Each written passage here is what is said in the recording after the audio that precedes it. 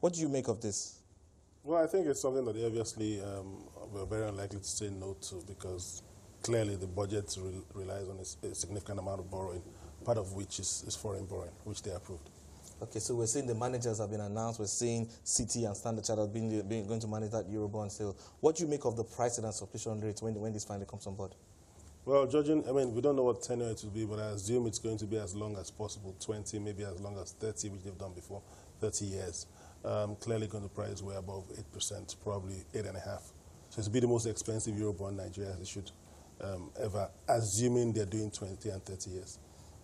Also interesting, as the Senate even giving that approval, they also gave a warning on the debt overhang in Nigeria. But we've heard authorities in Nigeria here, the DMO on one hand saying there's no debt crisis in Nigeria. We've also heard the budget minister also coming out to say that that basically Nigeria has more room to borrow. What do you make of this? Well, there's definitely no debt crisis. You're not here in a situation where the government cannot afford to service its debt, or if they're having problems refinancing. But the reality is that at the pace at which these foreign bonds are being issued, at some point you run into refinancing problems. But that's very far down the road, probably 10 years plus away. 10 years down the road.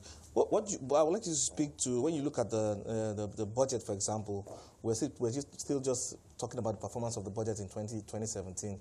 We still don't have definite figures on how much this year's budget is performing. What do you make of the budget performance, and also getting Eurobond to fund the budget? Well, the strategy from the DMO has been to reduce reliance on local currency borrowing because of pricing. And so they've been issuing Eurobonds, at least on the commercial side, to fund part of the budget. But I think that they're getting close to the point where they'll be at a 60-40 ratio that they want for local to foreign borrowing. But I think the challenge is obviously that with the foreign borrowing particularly, is that it's very hard to see exactly what that money is used for. What the money is used for. We've seen external reserves are down about 1 billion in about 13 days. What do you make of this development as well?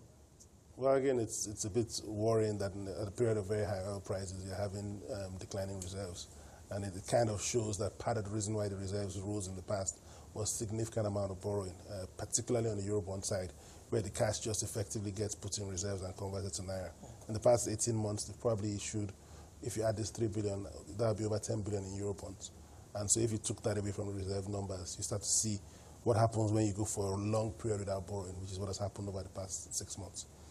But when you look at the strategy, basically going to get Eurobonds to finance a budget, would you say that's the best way strategy-wise? On the short term, probably, but it's definitely not a long-term good strategy, because at some point the currency will devalue. And you have a situation where you're having higher and higher prices on the foreign currency side. Naira side, probably issuing at about 15% today. If you start issuing all in above 8.5% of foreign currency and rising, that differential is so small that just a small devaluation just wipes away the benefits of the so-called cheaper foreign borrowing. What do you make of our current debt levels, basically? Again, not really a problem in terms of the ability to service, because, again, keyword being service, not payoff. Paying off is not anywhere on the horizon. But at some point, the foreign currency side might start to eat up significant amount of foreign money that should be used for other things. But there's no possibility of any kind of default like you've had in some other countries. That is nowhere near the horizon. Okay. What do you make? So we just had the news flow coming in earlier today about the possible Sukuk issuance, a second tranche of 100 million, just basically for road construction. What do you make of this as well? Well, I think it's a good thing. Trying to deepen that Sukuk market. Also, that's pretty much about the only Naira borrowing you see on the federal government side, where you can actually specifically point to where the money is going. For now, a lot of that money is fragmented between sections of roads all over the country. It would be nice if they could do some of these issues for specific projects, entire projects, where you can actually see a whole project completed and that project has to generate some money. These roads are not tolled, so effectively the government is really just borrowing to fix parts of some roads. Do you think, when looking at our debt strategy, basically, more we should? Do you think the government is doing more on the local side, of getting investors invested in it in its bonds and treasury bills? Well, the DMO strategy was to move from from a high of about 80-20 local to foreign to all the way down to 60-40. They're probably about 33% now. So they're still trying to push to have more foreign borrowing. Again, it's a bit risky because, again, we've seen what has happened to the currency over the past 10 years. It's probably lost about 60% of its value, and each time you lose value, your foreign currency debt stock doesn't move, you know. And so the question is, what's more expensive? Short term, for sure, it's a good idea, but I don't think it's a very good long-term strategy. Next month, we're going into a final MPC meeting for the year. You know, as the members sitting, you know, when you think of the issues they are going to be looking at, we're seeing inflation coming back up on one hand. We're seeing the current environment. You know, should they maintain the status quo? What would your advice be if you were sitting on that committee? Well, I mean, again, given the scenarios we are looking at, particularly with depleting reserves, something needs to be done at some point to stop the outflow of investor money out of the system. And your best way to do that is on the moving interest rates. They don't have to move NPR to do that. They can move the OMO and the T-bill rates to achieve some of that. But given the election that is coming, there's no way to avoid some outflows on the short term. The key is what they do after the elections are over. It's more or less like a wait-and-see approach until after the elections, then. Yes. Really. Okay. Let's see how that plays out there.